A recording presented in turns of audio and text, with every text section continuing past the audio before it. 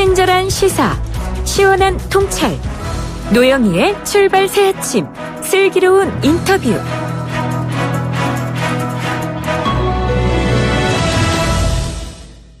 협상은 우리 기대에 부응하지 못하고 결렬되었습니다. 나는 이에 대해서 매우 불쾌하게 생각합니다. 이번 협상이 아무런 결과물도 도출해내지 못하고 결렬된 것은 전적으로 미국이 구태의연한 입장과 태도를 버리지 못한 데 있습니다. 미국은 그동안 유연한 접근과 새로운 방법, 창발적인 해결책을 시사하며 기대감을 한껏 부풀게 하였으나 아무것도 들고 나오지 않았으며 우리를 크게 실망시켰습니다. 네, 기대에 부응하지 못했다. 나는 매우 불쾌하게 생각한다. 결렬의 책임은 전적으로 미국에 있다. 꽤 이례적인 장면입니다. 북측 실무협상 대표인 김명길 대사가 북미 실무회담 직후에 그 결렬된 이유에 대해서 성명을 발표했습니다. 하노이 정상회담 이후 7개월 실마리를 찾을 수 있을지 기대가 모아졌지만 결국 아쉽게 끝났는데요. 이번 북미 실무회담이 남긴 것은 무엇인지, 그리고 남북미 대화 모멘텀을 확보하기 위해서 우리에게 남은 시간은 얼마나 되는지 국회 국방위원회 소속이신 정의당 김종대 의원과 함께 짚어보겠습니다. 의원님 안녕하세요. 네, 안녕하세요. 네, 좀 기대가 사실 좀 있었는데요. 저희가 먼저 북미 실무협상 결렬 소식도 여쭙겠습니다. 청와대에서도 코멘트가 없는데 어떻습니까? 글쎄 협상에 어려움이 있을 것이다. 또 시간이 좀 다소 오래 걸릴 것이다. 이런 관측은 있었고 저도 그렇게 얘기를 했는데 네네. 이렇게 보기 좋게 깨졌다. 이렇게 회담 하루 받고 결렬됐다고 저렇게 선언하는 건 이건 좀 다소 의외라고 할 수 있어요. 네. 그리고 그러면서도 미국은 계속 또 북한을 달래는 아주 네네. 이상한 모양이 진행되고 있는데 북한은 계속 털어지고 미국은 계속 달래고 이런 모양으로 어제 오늘이 진행이 됐거든요. 네네. 그런 점에서는 상당히 우려스러운 상황이고요. 또 이렇게 결렬이 되기 직전에 그 회담장에 나올 때 북한이 그 SLBM 북극성 3호를 발사하지 않았습니까? 그렇죠. 그것도 모종의 신호였던 걸로 이제 와서 보여집니다. 그러니까 앞으로 북한은 자기 갈 길 가겠다.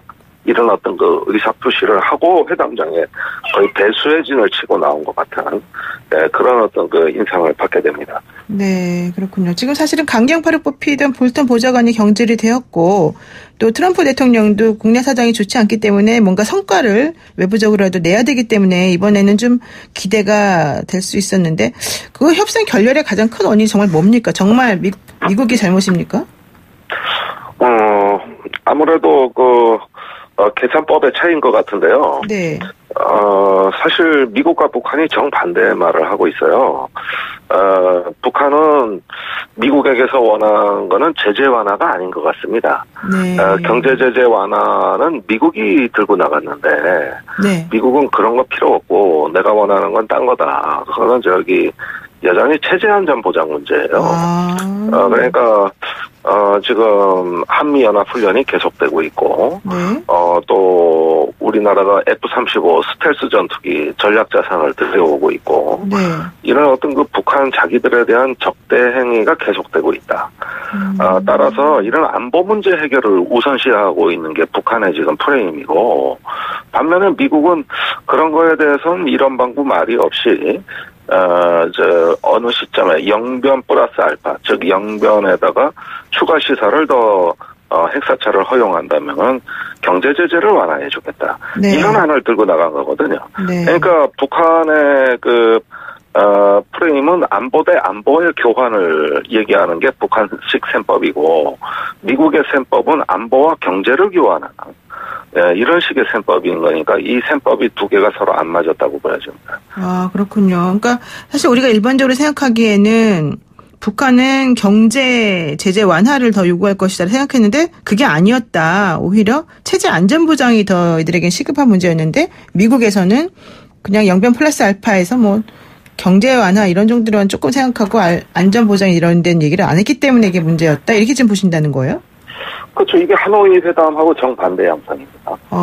당시 하노이 정상회담이 결렬된 게 뭡니까? 김정은 위원장이 경제 제재를 해제해달라고 했거든요. 네, 그렇죠. 그런데 트럼프 대통령은 뭔 소리냐, 핵과 미사일, 화학무기까지. 네. 이런 것들 다 제거하는 게 우선이지. 이렇게 하다가 깨졌어요. 네. 그때와 북미가 각자가 다 반대말을 하고 있는 거죠. 북한은 이제는 경제 제재는 관심 없다. 천년 만년 경제 제재 해봐라. 우리는 상관없고 우리가 경제 제재 완화하는 거 바라고 회담장에 나가는 거 아니다. 이런 식의 어떤 입장을 확고히 했는데 이건 하노이 회담의 학습 효과로 바뀐 건데. 네네. 미국은 절대 경제 제재 해제 안 한다는 걸 알고 있고 또 예전에 한미 정상회담 뉴욕에서 있었을 때도 네. 경제 제재는 계속 고수해 나간다. 문재인 대통령하고 트럼프 간에 합의한 거 아닙니까? 그렇죠. 그러니까 이런 얘기야. 그럼 경제 제재 할 테면 해봐라. 우리는 계속 갈 길 간다. 이런 걸로 바뀐 거고 반면에 미국은 경제 제재 쪽에는 계속 경제 제재 고수한다고 해놓고 그러나 북한이 그 영변 플러스 알파를 개발한다면은 경제 제재를 완화시켜줘야 되는 거 아니야. 이렇게 또 미국도 반대로 바뀌어 있는 거예요. 네. 그러니까 제가 보기에 자, 어느 장단에 춤을 춰야 될지 양쪽 다 좀 이상하네요. 네. 하노이 회담의 정반대 양상으로 네. 반대 이유로 결렬이 된 것이죠. 서로 지금 실제 이 협상에 의지가 있는지 갑자기 의심이 팍팍 드네요. 근데 북한이 갑자기 경제가 좋아졌을 리도 없고. 예, 이게 북미 간에 참으로 이게 참 지난한 악순환인데. 아니 A를 얘기하면 B를 들고 나오고 다시 B를 그래서 얘기하니까 이번엔 또 정작 A를 들고 나오고. 이런 양상인데 네네. 사실 이런 북한의 태도는 미국이 예상을 하고 갔었어야 됩니다. 최근에 북한은 계속 경제 제재 문제가 아니라 체제 안전 보장이 핵심이라는 걸 여러 차례 얘기했거든요. 그렇군요. 예, 그런 점에서 이 부분에 대한 어떤 좀 생산적인 안이 없이 경제 쪽으로 쏠린 거는 이거는 조금 미국식의 판단 미스 아니냐 하는 생각도 들어요. 일단은 좀 미국식의 판단 미스인 것 같다 말씀하셨고요. 국내 반응은 조금 엇갈리는 것 같아요. 한국당에서는 북한의 몸값만 올려줬다 이러면서 비난을 하고 있고 또 이번 결과가 정말 북한의 몸값 올려준 거 맞냐 이런 얘기도 있는데요. 어떻습니까? 정의당 평가하고 좀 다른 거죠? 이거는 미국과 북한이 각자 국가 자국 우선주의, 이 국가 주관주의에 갇혀서 어떤 상식과 이성이 통하는 어떤 협상의 판을 깔지 못하고 있는 것입니다. 그러니까 자기중심주의 사고에 갇혀가지고 국가 이성 또 상식적인 어떤 보편적인 협상의 논리를 구사하지 못하는 자국우선주의의 산물이라고 보여지는 거예요. 그러지 협상 실패로 단정하기보다는 그런 어떤 협상을 진척시키지 못하는 이런 어떤 이유와 태도가 발견이 된 거거든요. 그런 만큼 연말까지 시간을 두고 다시 어떤 상대방을 설득할 수 있는 논리를 개발해서 마지막 최종 난판에 이를 수 있는 이런 인내심을 갖고 더 지켜봐야 될 문제라고 저희는 보고 있습니다. 그러면은 어쨌든 북한이나 미국이나 지금 판을 완전히 깨고 싶어하는 건 아닌 것처럼 보여져요. 왜냐하면 북한은 연말까지 이렇게 또 기한을 정해주기도 했고 미국도 우리 아직까지 계속 대화를 이어갈 거다라 얘기했고 또 스웨덴에서는 2주 후에 또 계속 하자 이런 얘기 했거든요. 이게 가능한 얘기인가요? 어떻습니까? 저는 협상의 여지는 양쪽이 다 열어놨다고 생각을 하고 있어요. 네네. 그러면서 연말이라는 시한도 새삼스러운 게 아니라 이전에 김정은 위원장이 다 제시했던 거거든요. 그렇다면은 2달여 정도 남은 시간에 협상의 여지는 남아있는 것이고 그런 만큼 계속 sem법을 바꿔가면서 하다 보면 어느 날은 딱 들어맞는 때가 있는 겁니다. 지금까지는 계속 억기장을 나갔지만은 엇박자를 났지만 어느 날 빠찡코에 마크가 딱 들어맞아서 동전이 와르르 쏟아지는. 계속 틀리기만 하는 게 아니라 한 번은 맞아 떨어질 수 있으니까. 또 다른 어떤 판을 깔아보고 이렇게 하다 보면 딱 맞아 떨어지는 그 순간을 한번 기대해봐야죠. 지금 의원님께서는 2주 뒤 협상도 재개될 가능성이 높고 또 정말로 이렇게 와르르 동전 쏟아지듯이 뭔가 우리에게 딱 보따리가 풀릴 가능성도 있다 이렇게 보시는 건데요. 그런 면에서 좀 빠찡코 평화라고 봐요. 맞아 떨어질 때까지 계속 던져보고 배팅해보는. 그러면서 꾸준히 기다리다 보면 언젠가 한 번은 맞거든요. 그렇군요. 빠찡코 평화. 재밌네요. 그러면은 우리 부산에서 김정은 그 위원장이 또 방안에서 뭔가 볼 수 있다 이런 얘기를 있었는데 그것도 가능한 건가요? 이런 상태에서 못 오죠. 우리가 그래요? 어느 정도, 북미 간의 협상이 진척이 되고, 네. 북한이 정상국가로서 국제사회에 나오고, 뭐 이런 어떤 순차적인 낙관적인 시나리오에서 그 얘기가 나온 것이지, 이렇게 더 교착 상태로 가고 협상이 결렬됐으면 결국은 한국에 오는 것도 따라서 물 건너가는 거고요. 네. 그리고 특히, 남측에게도 그 책임론을 이야기하고 있거든요, 김정은 위원장. 왜 또 우리를 맨날 이렇게 뭐라 합니까, 그쪽은? 또 우리한테 화풀이를 한단 말이에요. 그러니까요. 그런 것들은, 결국은 어떤 그 남북 관계에도 상당한 부정적 요인으로 작용할 거다.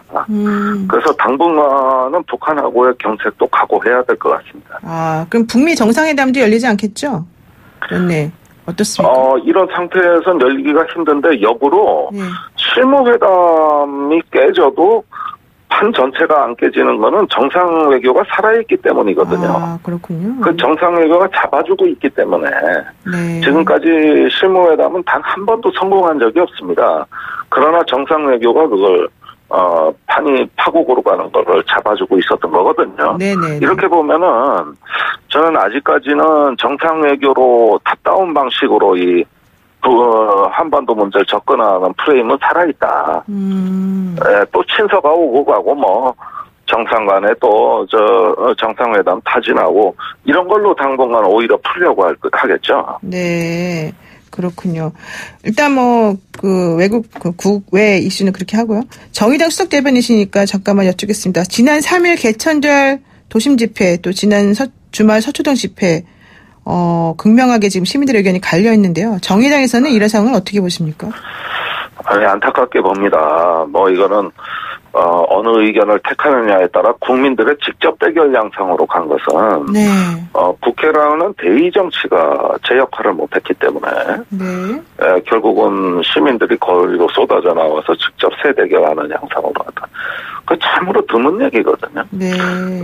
간헐적으로 비슷한 경우가 있긴 했지만 이렇게 대규모로 직접 세대결하는 양상은 처음 있는 것 같아요. 네네네.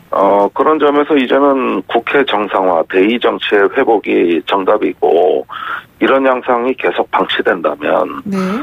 문재인 정부에서 아주 전대미문의 국정의 위기가 있을 것이다. 지금까지는 국회에서 정당들끼리의 정쟁이었다면, 이젠 국민들이 동원되는 형식의, 네.